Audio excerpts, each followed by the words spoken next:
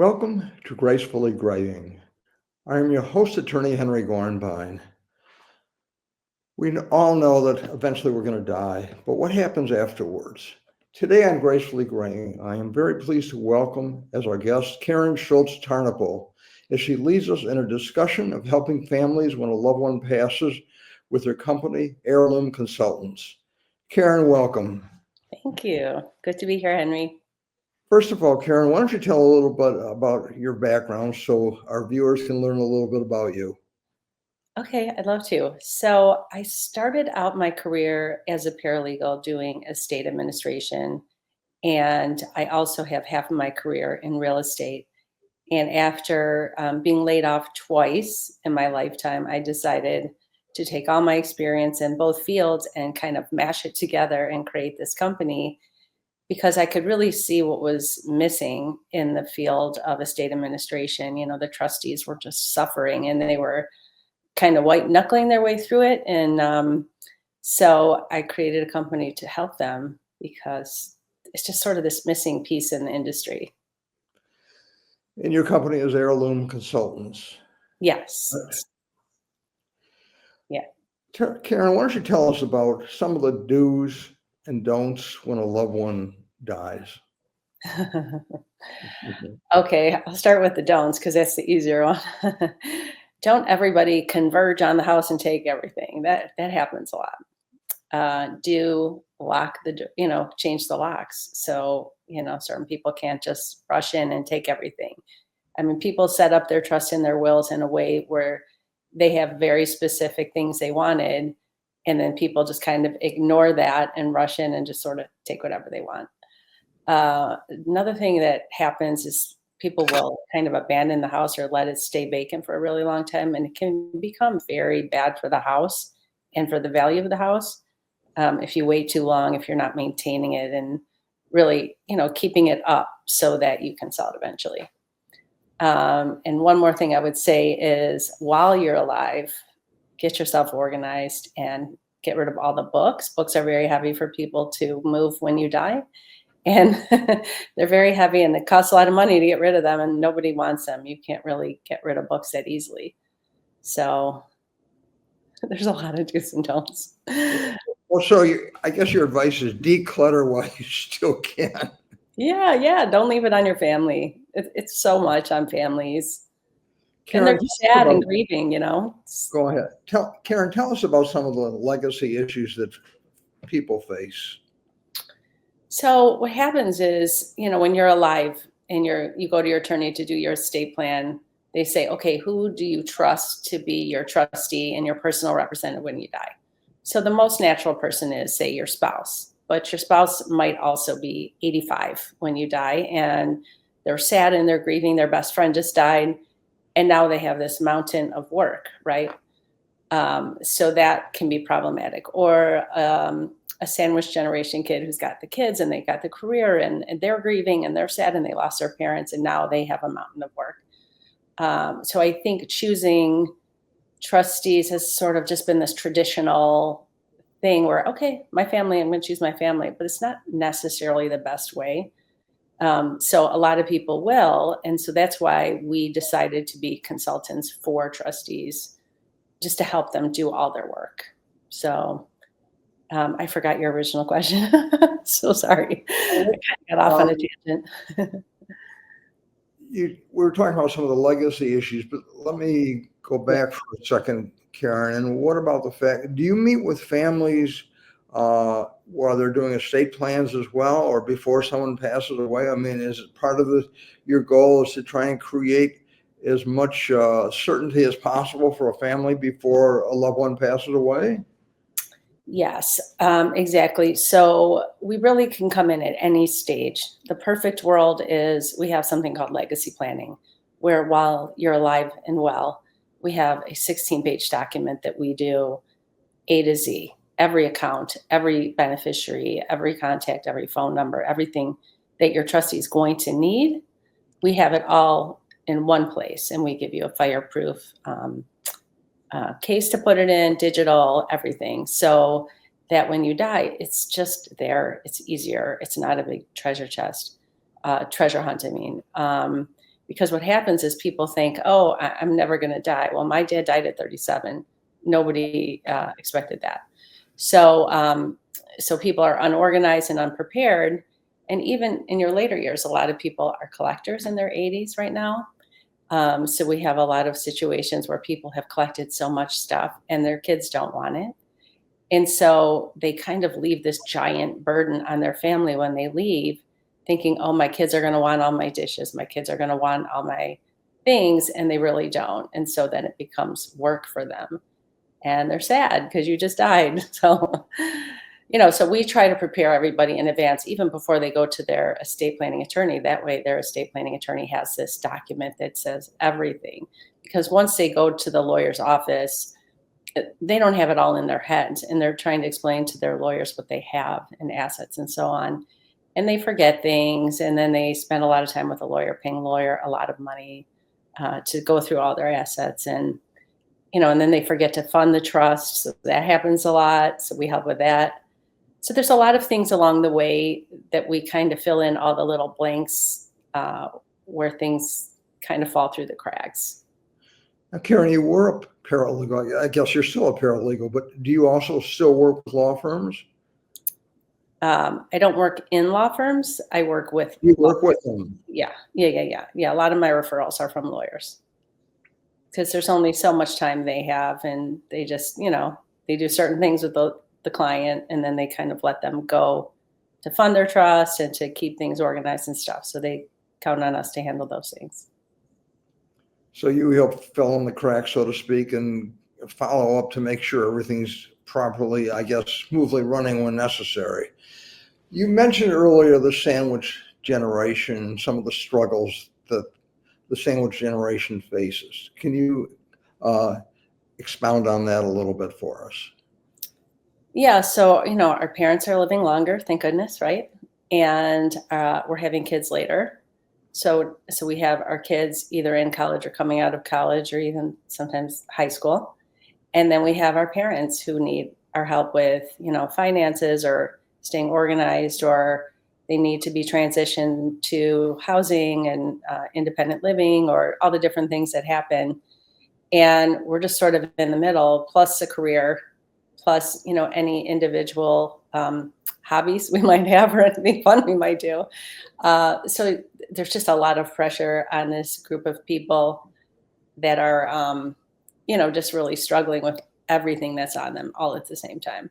And so their parents are dying or becoming sick right now. And so they're really struggling to, prioritize what to do first. Karen, someone passes away, there's an estate, there's normally probate, unless things are properly set up through a good estate plan where there's no need for probate.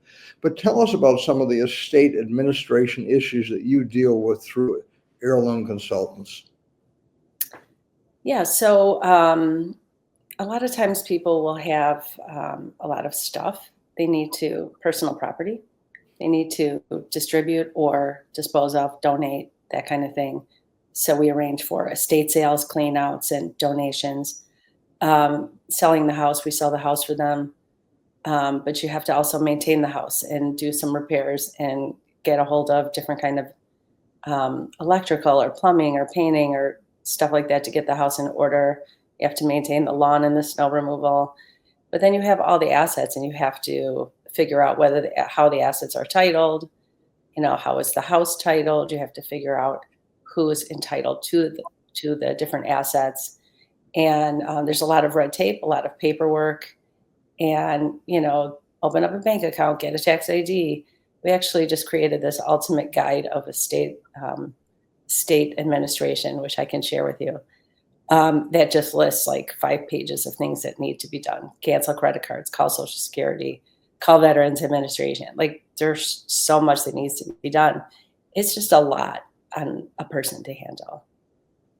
Is there a checklist that you prepare for people? I mean, you're right. There are a lot of issues in, Social Security.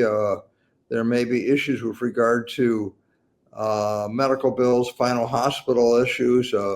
As you said, we all have a lot of stuff, probably too much stuff. So Yeah.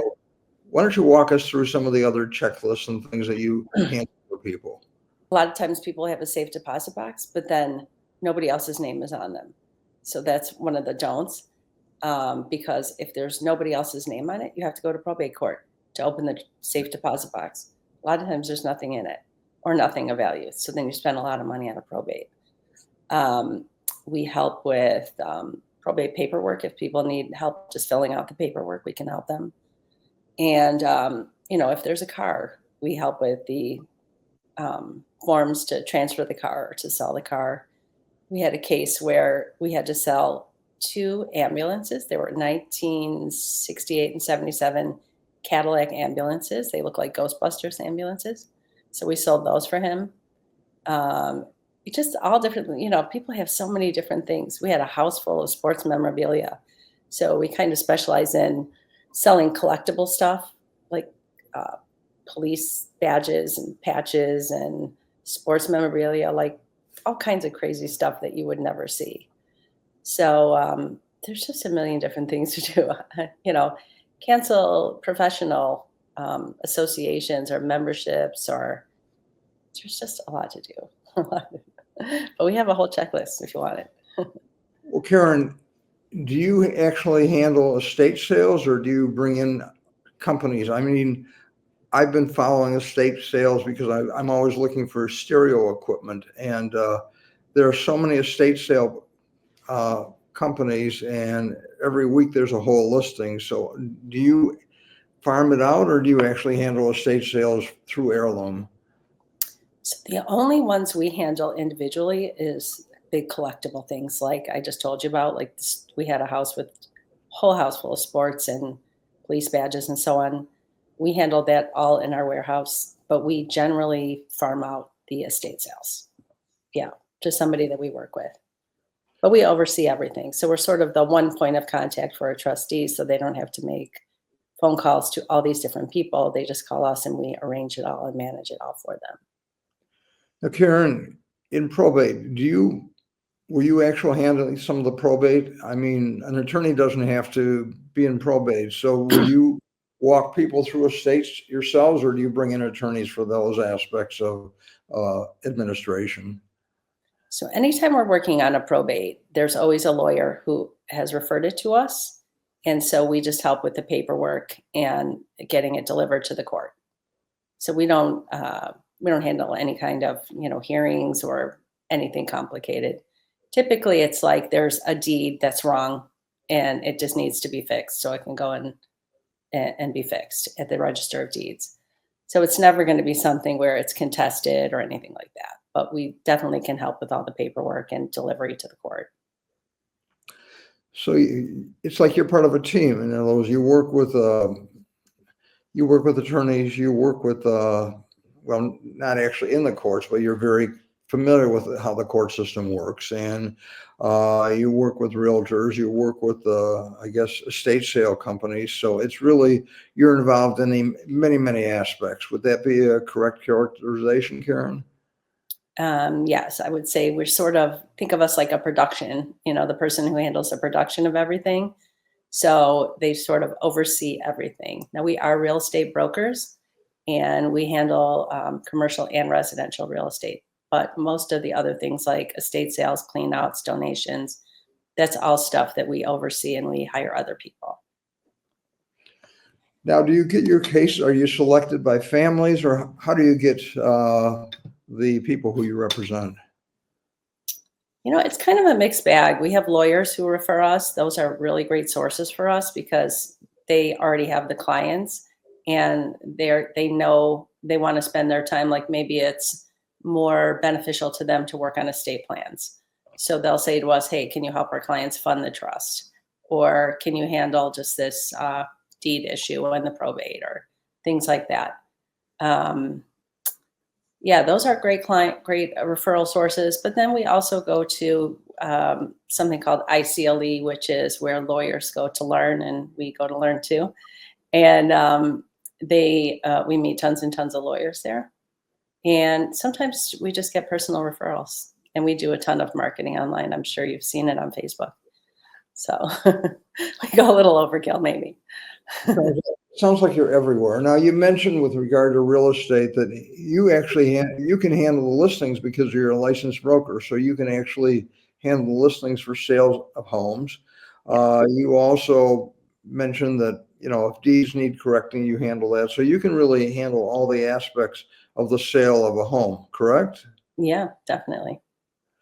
And what are some of the real estate issues that you've dealt with that might be of interest to our viewers? Well, sometimes the house is in a probate. So you have to understand the timing, you have to understand the process. A lot of times people will be like, I sell real estate in probate, but they don't really understand what that means. It's just a marketing thing for them. For us, we're deep in everything in the estate. So it's just one more asset for us. And it's something that we know really well. I mean, I've spent a lot of time in real estate. And so, especially, sometimes there's businesses that have real estate. We just had one where it was a liquor store and the husband died. So you just never know what's going to come up in an estate. It's so interesting. I think that's the most interesting part of our job is that every person has such a unique life and assets and story. That's one of the things I love the most. And they're just always happy to see us. You don't get that a lot in a lot of jobs. So, Well, it's that's nice to right. be needed. Now, Karen, you mentioned liquor store. With a liquor store, one of the main issues would be whether or not the liquor license can be transferred. So that would be an issue that would be different from other items of real estate. Yeah. And valuation. That was another item because they had to value the liquor store. They had to value the property and then they had to value the inventory in the store in order to determine her gain. So, everything that's something that a typical real estate agent isn't really going to understand, or that you need date of death values on everything and appraising certain things. It's just a unique animal, I guess. You mentioned you're involved in divorce. Tell us about that. I don't know if you know that, but my expertise in my career of over 50 years of practice was specializing in all aspects of divorce and family law. So tell me about your involvement in that arena. Well, I didn't realize that, and that's a very noble, noble job you do there, Henry. So one of the things that I think people really kind of drop the ball on is after they've gone through the whole divorce process, they're exhausted and they forget that they have this estate plan out there that, worked for their couple self. And so they forget. And lo and behold, they leave their 401k to their spouse by accident. So we come in and we reevaluate everything with them and talk through all the decisions with them again and do the legacy planning that I was telling you about so that they are rethinking about who is their trustee, who is their personal representative, who are the people they count on to make their financial decisions and so on if they're disabled. Because I think they just are exhausted and they don't want to be bothered with it. So we just kind of help hold their hand. It's kind of something we specialize in. It's just being there face to face with them and holding their hand. We're a small company, so we can do that. No, it's interesting. I mean, in divorce, often there are loose ends. I mean, I've had cases over the years where, someone forgot to uh, actually sign or finish a 401k or an IRA, and so this can lead to problems uh, years down the road. So again, as you're saying, you've got to make sure everything's properly handled, and you don't want to make sure that there are loose ends that are going to come back and haunt you. And the other thing you mentioned that's important is the fact that uh, you want to make sure that wills are changed, estate plans are changed, because if you're no longer married, you don't want to leave everything to your former spouse. So you're raising some very good points. Tell us about some other issues that you deal with through Heirloom Consultants that would be of interest to our viewers, Karen. Um, hmm. So I think one of the things I was just going to say, because I'm still on a thought from before what you said about divorce. I think one of the reasons lawyers like to refer us is because we sort of kind of keep track of the events of people's lives. And I'm sorry to change the subject. It's just on my mind. So when they have a baby or a divorce or the different types of things, we always refer them back to their lawyer. So we're just sort of a second set of eyes for their clients to keep them always thinking about what is going on with my estate plan. Um, I'm sorry, what was your question? So sorry.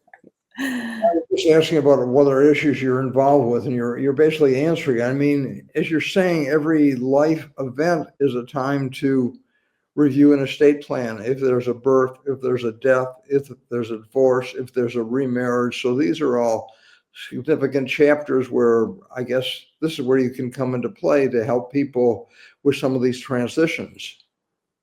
Most definitely. And we also help seniors when they're downsizing, right? So they're going from a house to independent living. This happened with my mom. So we had direct experience, working through that process. And so now we can help them with that. And we connect with other people who help them find housing. And we just have a really great network of people that we work with and trust. And so we're just sort of involved in the whole senior transition and death and the whole thing. You're raising a good point, and that is transitions. I know a lot of people who are transitioning where they're moving to either smaller homes or homes where there's no longer a second floor master bedroom. So, and stairs become an issue. So again, I guess you're involved in some of these transitions, especially with regard to sales of real estate. Yeah, we definitely are. And it's such a hard time for an elderly person. Sometimes they can't drive anymore, and that's a huge transition for them. Sometimes they're moving their house. We definitely help with the real estate with that piece, and just organizing. We work with organizers and different people like that. Just to make it more comfortable for them, because it's a big step. You've had your house for 35 years and now you have to go move to this little tiny place, and you don't know the people and it's brand new. But I have to say, side note, for my mom, it worked out to be great for her. She just kind of really came out of her shell and she became very active, and she's so just doing great. So, I see she didn't want to come, but now that she's there, she's pretty happy. Well, So change is tough, especially as you're older. I mean, it's like you get set in your ways. You're used to a certain environment, so it's hard to change. yeah. What do you find most rewarding about your work, Karen? I love that I asked all of my clients to tell me, what is the feeling you get when you work with me? Just like if you could give me one or two words, and every single one of them said relief. Just ironically, they all said relief. And I can see it in their eyes. I can see they're just like, okay, Karen's here. I can breathe now. And it's just a satisfaction of knowing that you're just really helping a person. In my prior careers, I didn't get that same feeling. I didn't work as directly with clients like I do now. And sometimes I have clients that cry when they see me, and it's just, I don't know, it's just very comforting to know that you're making a difference. What about frustrations? I would say the biggest frustrations are when you're trying to help somebody and as much as they want you to help, they can't help themselves. So, for instance, a quarter situation where what you need to do, how to help them, but they don't want you to throw away any papers, or they're paying for storage units filled with stuff that they're never going to look at. And you can't help them until they say, go for it, go clean it out. Just situations like that where what needs to be done, it'd be better for them, but they just aren't ready to let go. And you can't force that. They have to be ready. Now, do you have meetings with families? Because often in a family, there'll be very divergent opinions. And sometimes with elderly parents, the children, one will say, well, it's time to move, and another will say it's not. And one will say, well, I want you with me in one state. Another will say, I want you elsewhere. Do you ever get involved with some of these conflicting family dynamics? That's more something that the people who help find housing, they tend to specialize in that. Right. We generally don't get called in until the decision's been made. But there, we have some really good people who work with people with their families and moving them. And they're very good at the negotiations with the families and the kids and just being the psychiatrist they all need or psychologist. Um, yeah, so we don't generally get called in until the decision's been made. Then we get to work. Karen, before we sign off, what are some final thoughts that you would share with our viewers? We have a couple of minutes left, so if something that you'd like to tell us about or some unique thing or story, please share it with us now. Yeah, I would say the most important thing I can tell anybody is to get prepared before you die. We're all going to die. It's just a fact. We don't, it doesn't have to be a stressful thing to become organized and ready, even 10, 20, 30, 40 years in advance, because you don't know. Again, my father died at 37. We don't know. So, what I would say is just get yourself prepared. And whatever that means, if that means getting rid of all the things that are in your mind collectible or things that you need, all this extra stuff, get rid of it. Your kids don't want it, I promise. And, getting your assets organized and staying on top of your estate lawyer to make sure that everything is documented and in order. So if you die, it just makes your family, it just gives them so much peace. And That's, that's good advice. I'm thinking of the old T-shirts that people used to wear. I knew that the person who dies with the most toys wins, and that's really not good advice. So, that is not good advice at all. Yeah, literally every single thing you own has to be unwound. And so here, imagine giving your child a big box of junk and then, one at a time they have to figure out what to do with this widget, right? I mean, that's basically what you're doing. so simplify is the key word. Yeah, Karen, I want to thank you so much for being our guest on Gracefully Graying. I thank want to thank our viewers and sponsors, and of course, Bloomfield Cable for Gracefully Graying. And again, thank you so much.